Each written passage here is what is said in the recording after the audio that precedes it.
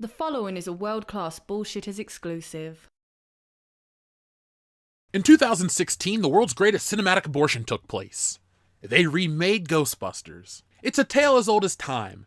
Take a beloved movie, remake it years after its memory faded away, and inject it with modern identity politics. Then add a side of fan bashing, and you got a meal. A big ol' stinky, shitty meal. Yum! We've covered the Ghostbusters dumpster fire from the beginning, and we've also documented its decline, and we enjoyed it a whole lot. As quick as that piece of trash came and went, a new Ghostbusters was promised, and today we saw our first look at Ghostbusters Afterlife. Ghostbusters Afterlife does one thing we all hoped for: wipe out Ghostbusters 2016 from the timeline. Suck it, Twitter. Which is a step in the right direction. The Ghostbusters brand was severely damaged after the 2016 fiasco. Not only did the movie suck, it flopped hard, and those involved in the project were less than savory characters. Sony knew this, Dan Aykroyd knew this, we all knew this. This is another victory for fandom. It goes to show that no matter how bad a product is, if the fans rally behind or against it, in the case of Ghostbusters 2016, studios will listen and it will be made right. As stated in the trailer, a ghost hasn't been seen in 30 years. What took place 30 years ago? A lot. But specifically for this video, the answer I'm looking for is Ghostbusters 2. That was a nice subtle middle finger to Paul Feig's miscarriage. But I have to move on. Let me just say it one last time. Ghostbusters 2016 was a terrible, horrible, no good, very bad film. May you rest in pieces at the bottom of the slime river, you piece of shit. That felt good. Now, this trailer. I'm getting a very Force Awakens vibe. By that, I mean the trailers are structured similarly. We have a serious soundtrack, mysterious tone, fragmented retelling of the past events in the franchise history, brief glimpses of new characters, and characters that know the in-universe history. The trailer is cut like The Force Awakens 2, with shots of the Ecto-1 paralleling the Millennium Falcon flying through the downed Star Destroyer. I'm also getting a Halloween 2018 vibe, where previous films in the franchise are getting wiped out of existence. Halloween 2018 ignored every film except for Part 1. Ghostbusters Afterlife is ignoring Ghostbusters 2016, and rightfully so, because... sorry, I caught myself. Both The Force Awakens and Halloween 2018 have a lot of similarities. Both are very light on originality, character development, and serve as a reintroduction of the IP into a modern setting that will appeal to both new fans and old. That's what this trailer feels like. The film seems to be cashing in on nostalgia, cashing in on Stranger Things craze, and trying to right the wrongs of the past. I found the last thing to be endearing, but I'm a little worried about the other two. Stranger Things is a good show, and I'm glad that it has brought us films like It Chapters 1 and 2. It's only natural to go this route. I just hope they're able to give the film its own identity. Ghostbusters and Stranger Things sounds okay, but if you're of the right age, it looks like Ghostbusters and the Goonies, and I love that. I actually want to revoke that concern as well, and focus solely on cashing in on nostalgia and The Force Awakens parallel. I was burned before, badly. My love of Star Wars was destroyed by the garbage that was The Force Awakens. It was a stupid rehash of A New Hope, and millions bought into it because of the feels. Sony knows this, and that's why they took this route. I can only hope that they learn from the mistakes, and yes, it is a mistake. The Force Awakens, pronouns pal, made a bunch of money, but set a dangerous precedent for what's acceptable in the Star Wars universe, and movie reboots as a whole. Halloween followed this and made money too. Now we haven't seen how the follow-up will go, but the timeline is just as murky as the one that came before it. I have more faith in this project because Ghostbusters Afterlife is coming from a place of desperation. Ghostbusters is dead if this film fails.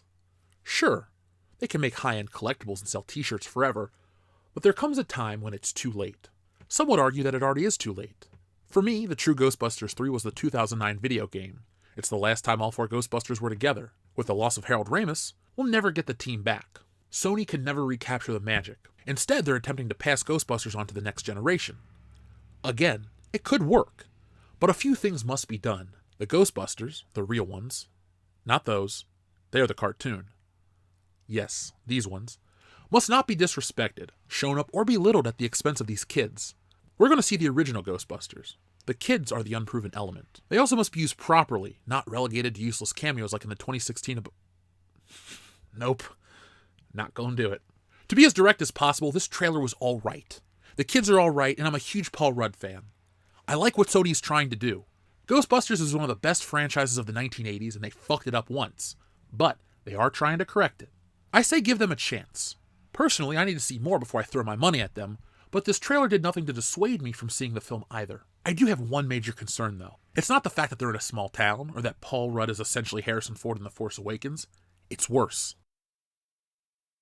Where's the theme song? When ghosts appear and shit goes south, I need to know who I'm gonna call. So it's at the end of this video, and some news just broke that I had to cover in this video because for all the fun we've been having at the expense of Ghostbusters 2016, now we get to have fun at the expense of those reeing out over the fact that it got wiped from existence. Over on Bounding Into Comics, enemy journalist James McMahon says, "F that Ghostbusters trailer. You don't reward regressive fanboys." I guess Sony just wants to make money, though. So the article says that NME journalist James McMahon took to Twitter to decry the first Ghostbusters Afterlife trailer. "Fuck that Ghostbusters trailer. You don't reward regressive fanboys, many of whom created an atmosphere of racist, misogynist toxicity that led to leading ladies leaving this very platform by making the very film they wanted in the first place." McMahon would not be alone in his opinion. Matthew Rodriguez, the editor of The Body, stated, "LMAO, of course Ghostbusters Afterlife is about family and lineage and legacy and all those other fucking white patriarchal American values. It's literally a reaction to the idea of 4 women, including 1 black woman. The franchise," he added, "sorry, not predecessor, I meant successor." Wired staff producer Adam Lane Garcia would note that he's intrigued by the first trailer, but would have to justify that opinion by writing, This of course is not to discount Ghostbusters 2016, a film that was unfairly attacked by the worst kind of humans, most of whom were men, because men are inherently emotionally irrational and get angry when women do anything, to which I say, go fuck yourselves, dudes. Aren't you glad people like this exist and are the authority for all of our thoughts? The Verge's Julian Alexander made it clear she disliked the trailer. She wrote, "The new Ghostbusters trailer looks awful, and I'm sorry we keep making Finn Wolfhard play Finn Wolfhard in a different city. Only way I can imagine enjoying this is if Paul Rudd is Scott Lang and Ant-Man is just like, fuck it, time travel is real. Why not ghosts?" However, there were plenty of others who had a very different take on the film. Twitter user Quentin Reviews described the new trailer as a love letter to fans. And you know what? I already had my say on the film. You already heard my take in this video. But I wanted to let you know that the culture war is just as strong as ever because we got a bunch of these people on Twitter decrying the film because Sony gives the fans what they want. My message still stands. I got to see more of it before I go jumping in on the bandwagon and saying, hey, go see Ghostbusters 2020, or Afterlife as it's actually called. But I'm going to have a lot of fun with this topic for the time being. So let's go back to the original outro of this video. I apologize for cutting in like this, but I had to put this into the video because it's just too funny. I want you guys to tell me what you think down below and answer my original question. So back to the video, me from a couple hours ago.